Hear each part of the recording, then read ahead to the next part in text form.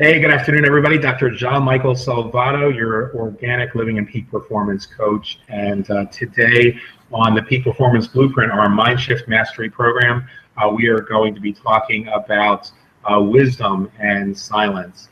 And it's a topic I'm very happy to share with you. I'm going to make this screen go away. There we go. And so welcome. On our Mindshift Mastery program, every single day we choose one area of mindset in which we can make a small shift and then impact positively other areas of our lives as a result of that mind shift. And today we're talking about silence and wisdom. We're talking about wisdom is enough, is saying enough to prove your point, not to prove your existence. And so often we spend a lot of time trying to fill those spaces of silence in a conversation, those spaces of silence in our lives with words. Whether those are in a conversation with somebody else or just times when we're just allowing ourselves some me time, being present to one another, and our minds begin to fill that silence with words. We start that chatter because the silence is uncomfortable. But it's in that silence that we find the greatest wisdom. The quote that's attributed to Solomon was that the more words, the less wisdom, and who profits from that? And I think that's something that I've always tried to keep in mind. And there are a lot of folks in the business world who could stand to learn that in their business presentation. When you've got something that's real, when you've got something that's of value. You don't have to throw up all over the client or the prospect with information. Sometimes the most effective way to make your point, the most effective way to bring value to that conversation is by being quiet. And that's the mind shift today. It's something that I thought was interesting as I was preparing for this, because it was forcing me to be more mindful of what I say today. And very naturally, kind of organically, this was one of those things that, there isn't a whole lot to say about this topic other than just to kind of say, let's bring our attention to those conversations that we have today and going forward, and recognize that there are times when that silence can be the sacred space that we're creating between us and another person. That silence can be the powerful message that we're bringing to another person. It doesn't mean giving somebody the silent treatment. It means allowing that time and that space for silence, for presence, if you will. And I'll put it in the context of the business world, because most of the people that come here for these daily mind shifts are entrepreneurs. But when we're making a presentation, a lot of times I'll ask somebody, hey, if I give you a video to watch, are you going to be able to take time? Absolutely, for sure, to watch that video. And they say yes, and I say, when are you going to be able to do that? Sometimes that person doesn't respond back and tell me when, because they're waiting for me to give them more information. And the temptation is rich to fill that silence with something else. But it's their turn to talk. And you have to let them feel the uncomfortableness of it being their turn to talk. They have to make a commitment. So I'm quiet. And when I'm sharing something with somebody, I might tell them, hey, we've got this incredible program. And I'm so fortunate, so blessed that the program does blah, blah, blah, blah, blah, whatever the features and benefits are. And, I don't know if this is a good fit for you, but only you're going to be able to make that distinction. And so we need to set up a time when you and I can have a conversation at a higher level.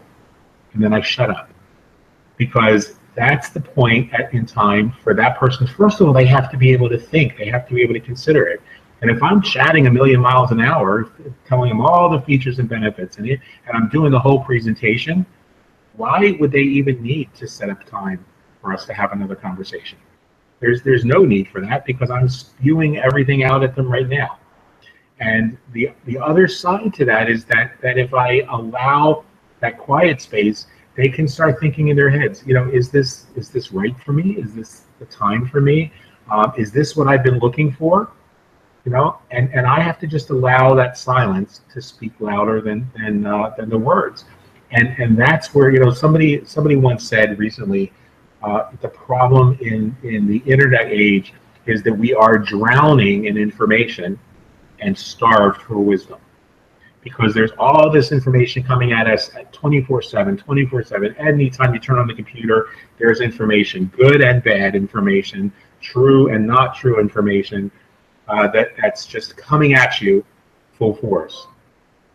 But in that information is very little wisdom. In the political climate today, lots of information, very little wisdom. And so it becomes incumbent upon us to take all of this information that we're drowning in and sort it out and find the wisdom that's there to be had. And if there's no wisdom to be had in that deluge of information, we need to get rid of that information. We need to move on. And the only way to find that space is in the moment. So today, what we're looking at the possibility that the reason we try to fill those spaces of silence with more words is because of something we're afraid of. Bless you. Something that we're afraid of that maybe, if we're not silent, we're going to lose the prospect. Maybe if we're not silent, that relationship's going to die. Maybe if we're silent. And maybe if we're silent, our point's not going to be taken. And the mind shift today is that we need to speak enough so that our point is made and proven, not that our existence is proven. And so we have to let go of that fear that says it's not comfortable to be silent. We have to let go of that fear that says, if I don't keep on talking, I'm going to lose my point. The idea of a conversation should be to derive value, to derive wisdom from that conversation, whether it's a business conversation, a personal conversation, a relationship conversation, a religious conversation, or spiritual conversation. The idea should be to derive value. And so there are times when with people who matter most in my life, there's times when I'll say, hey, let's get together. And I like to jump on Skype or I use Appear.in for one very good reason, because there are times when we get together when we'll talk a little bit in the beginning, and then we just kind of want to just kind of sit in one another's presence. And if that person doesn't live close enough to do that with me in real life, then I can do that virtually by being in front of the camera, and we can just allow that silent moment or two to be filled with the richness of that silence. And there's an exchange, what I call a download of wisdom, that takes place in that silence, in that moment. When we both said what we have to say, and we just kind of have a moment. Where I have a friend online, and his video tagline is, "Can I get a hello there?" And I love that, because it's the tone of his voice, not what he's saying. That's what that silence is all about. It's that. And so we want to have more of those moments in our lives and less of the words, because those moments are rich. Those moments are when our hearts are connecting, not our heads. And that's why in so many of the spiritual traditions, why there's moments of silence, there's periods of contemplation. It's the opportunity for our hearts to connect with another heart, for that oneness that we talk about on Fridays so often, to become part of the everyday experience.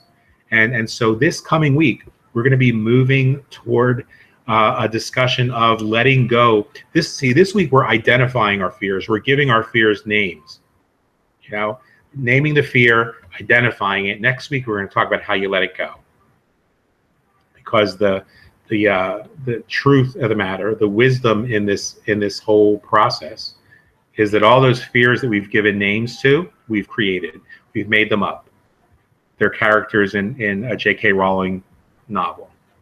There's Voldemort doesn't really exist. J.K. Rowling created Voldemort. Our fears are our Voldemorts. And so as long as that fear is we're not allowed to say the name of the fear. If we don't name it, we can't get rid of it. We can't release what we haven't identified, but we haven't named, but we haven't taken ownership in. So we're going to name these fears this week. And then next week, we're going to let them go. We're going to say these were characters in the fictitious book called Our Lives. And it's time to let go of those characters. There's new characters coming in. There's a whole different story coming in. We're leaving Hogwarts. We're going to the new magical school in the United States. And so there's going to be a whole new cast of characters in our lives starting next week, because we're going to start to replace these periods of frenetic energy, frenetic action. Oh, I got to keep on talking or I'm going to lose that sale. And we're going to allow that to become this softer space where we just kind of shut up and allow that silence to speak more powerfully about our products and the words. I mean, that's why my friends, that I don't ask people to join my business. I don't go out and say, I really want you to join this business, and here's why, and this is why it's the best company, and this is why I love the comp plan, and this is why. Now, we may have conversations where somebody says, so tell me about, Skinny Body Care. Tell me about your peak performance program. Tell me about whatever. And I'll share with them some of the features and benefits, but then I'll just say, that's, and I'll finish what I have to say, and I'll just allow that silent space to be there, because I'm not here to manipulate anyone. I'm not here to convince anybody that a program is for them. The idea behind communication is to allow that respect and that space for another person to make a decision. So when I've given them the facts, now they have to allow inner wisdom to tell them, this is a good fit for me, this isn't a good fit, this makes sense, this doesn't make sense. I have questions, or I don't have any more questions. And if they don't have any more questions, I don't need to keep on talking. And so this is the mind shift for today. And there's nothing really more that I can share about it, because now this is the time when we just let this information wash over us. It's time for me to be silent. So I'm going to open this up to Jen. If you have any ideas that came to your mind, because part of your spiritual path is a contemplative practice. Part of your journey in life is a contemplative practice. Part of your being a mom involves those times when, I would love to hear whether there's been times when, looking back at this through the lens of this mind shift, where maybe it would have been easier to allow some silence in there, to let that other person both have time to make a decision and come to a realization, as well as letting them get a little bit uncomfortable, because in the sales process, that's part of why we're quiet too, because the person needs to get uncomfortable with their financial situation. They need to say, you know what, if I don't do something, then nothing's going to change. And so it's time for me to get a little uncomfortable with my financial situation now, so that it's not still painful in 2 months. So it's not still painful in 6 weeks. And anytime we're going to do anything that's worthwhile, spiritually, physically, financially, it should be very exciting and a little bit scary. We should get a little uncomfortable, or it's not worth pursuing. So my idea and my timing is so perfect, because it just so happened to be when Jen lost her video feed. But if there is something that you want to add, Jennifer, then this is the time, because I have nothing else to say about the topic. It's my notes are done, and this is time when we can open it up for you. Can you hear me? Yeah, sure can. I had to vacate the house. It was getting quite loud in there with the 5 kids. I got 4 teenagers and a toddler in there right now, and it's silence would be lovely. But yeah, for me, one of the biggest things, and I know you're a fan of Michelle Hess, I believe her last name is. Mm-hmm. One of my favorite things, because in the MLMs, they're telling message everybody, message, text. One thing she says is, if you've noticed that you've typed way more than they have, then you need to just stop. Stop. If you're in the middle of typing, delete it all and just let it sit. Kind of like you pull a roast out of the slow cooker. You got to let it rest for a minute, let it get itself together. because people, it takes a little bit of time. You don't want to be, the guy in Best Buy who, 49 of them coming up to you. You're just looking at a TV. You don't need 49 people bum rushing you with, "Hey, how's it going? This is a great TV." Stop, please. No, just let it rest. Maybe it might take like 24 hours. Go back and say, "Hey, how's it going?" And just leave it at that. Because like, "Oh, hey, yeah, that's right. I did check that message. I wanted to let you know ABC." Today was a prime example in mothering of, trying to know exactly what to say and what not to say. My stepdaughter has joined us for the weekend. Her great-grandmother is passing. We don't always have the best relationship. So today was one of those, I'm going to let you tell me what you need from me, as opposed to my normal, "Are you okay? Do you need anything? Is everything okay?" It's, "Hey, kiddo, how's it going? Just let me know if you need anything." And I have to back off. It was one of those, for the first time, I actually did, as you said, I was in the moment. I let everything that's happened for the past 4 years between us, it was back there. And today was today. And right now she's playing on her phone, watching a movie. So that's what she needs. That's what she needs. So that's about all I got. Other than silence would be okay, but then I would probably go a little crazy. So. And that's not a bad thing when we have to go a little bit crazy with that silence, because we got to find out what it is that's making us uncomfortable. But kudos to you for being able to put this into practical, into really pragmatic practice with your stepdaughter. And yeah, that's sometimes that's the best thing that we can do, especially in those difficult situations, those times of grieving, those times of pain. Is we try to fill the times of somebody else's pain with words, because we don't want to have to be in that uncomfortable space. We don't want to have to feel that pain with them, but we don't have to feel the pain with them. We just have to be present and just say, "Hey, I'm here for you." A family member of mine is going through a really difficult time right now today, and I just reached out to her last night and said, I see everybody commenting and giving you their thoughts and how you can get through this and whatnot. And I just want to let you know I have nothing. I have no advice to give to you other than to be gentle with yourself and to know that there's people out here who care about you. And if you need to talk, I'm here to listen. If you need to listen, I'm here to talk. Whatever you need, I just want you to know I'm here in the moment for you, and I might not have answers. But I can certainly listen and be present to you.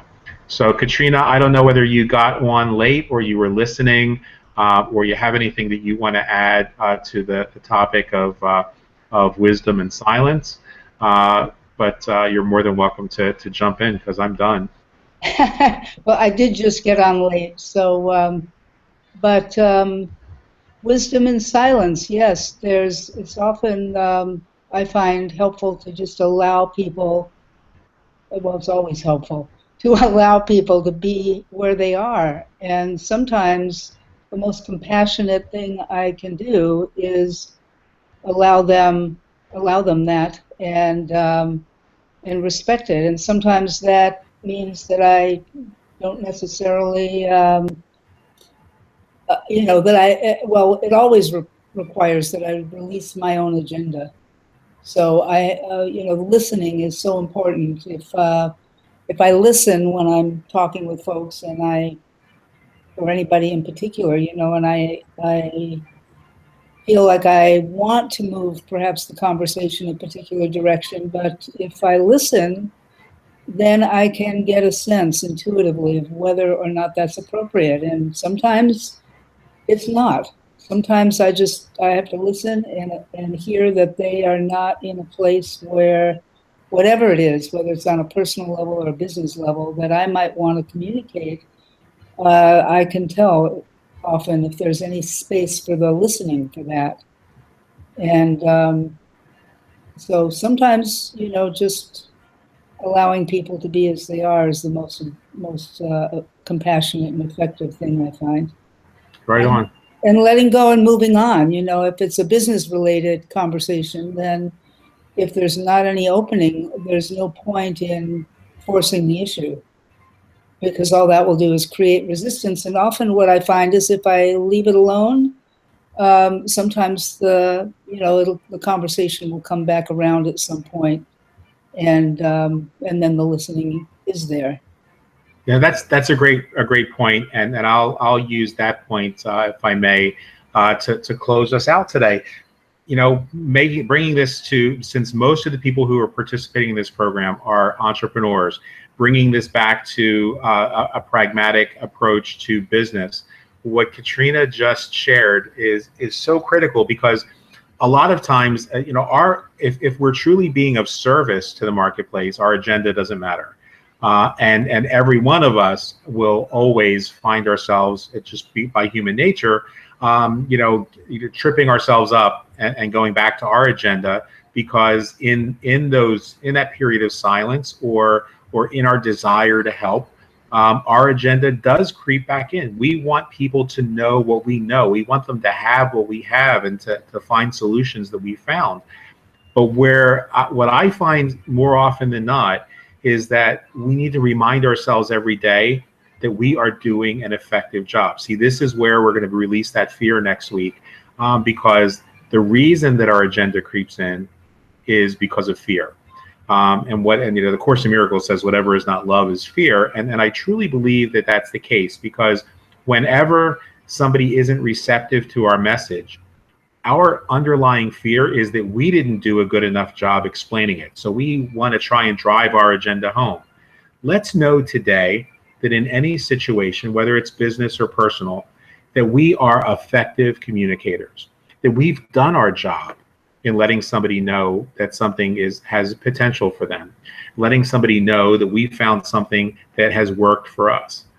And so often, I just had happen this week that somebody with whom I was not able, somebody who's very close to me, very dear to me, with whom I was not able to carve out, any time because of our schedules, to have a conversation about a business proposition.